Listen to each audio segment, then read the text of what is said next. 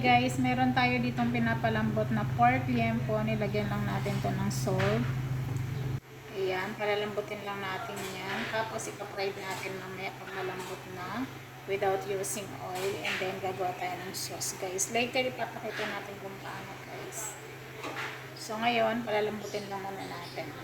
Guys, i-check natin guys yung ating pork liempo kung medyo malambot na siya. So hindi pa guys, matigas pa rin siya. So mag-a-add tayo ng water kasi ubos na yung water guys. Now guys, gagawa muna tayo ng sauce ng ating pork liempo. So maglagay tayo dito guys ng ketchup. And then barbecue sauce.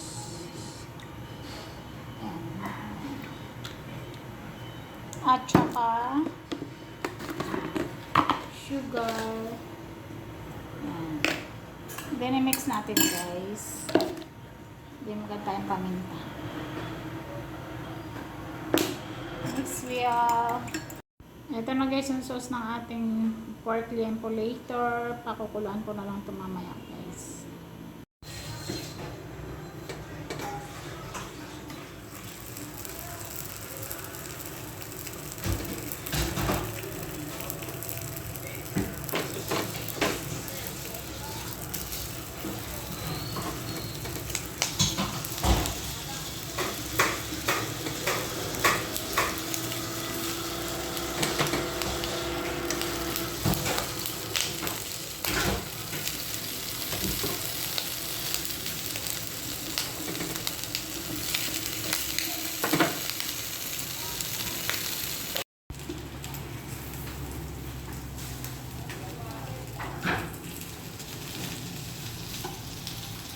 Ayan guys, hindi na tayo nagamit ng oil dyan.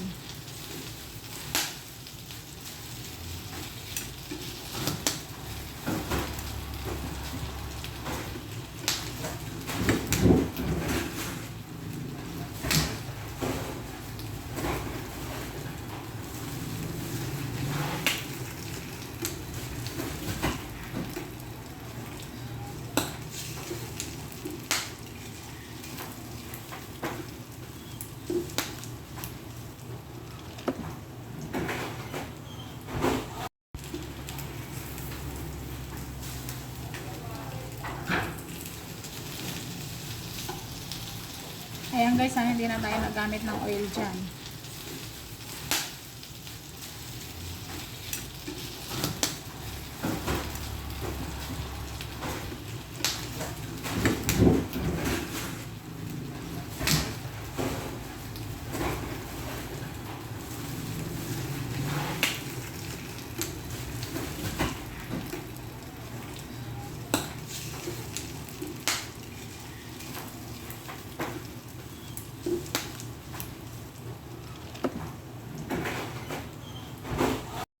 Guys, ito na yung finished product guys ng ating pork liempo fried without using oil guys. So ito yun guys, tsaka yung sauce niya.